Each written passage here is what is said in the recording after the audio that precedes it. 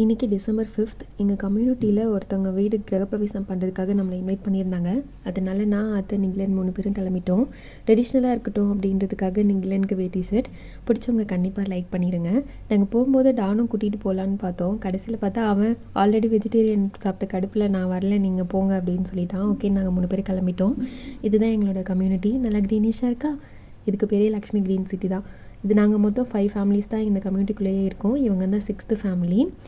இவங்க டியூப்ளெக்ஸில் கட்டியிருந்ததுனால கீழே ஹால் ரொம்ப ஸ்பேஷியஸாக இருந்துச்சு. மாடி மேலே போய் பார்த்தப்போ கம்யூனிட்டி ஃபுல்லாக ரொம்ப சூப்பராக தெரிஞ்சுது. இங்கேருந்து பார்த்தா எங்கள் வீடு தெரியும், பட் குட்டியாக இருக்கிறதுனால தெரியல. பிகாஸ் நாங்கள் கிரவுண்ட் ஃப்ளோர் மட்டும்தான் கட்டியிருக்கோம்.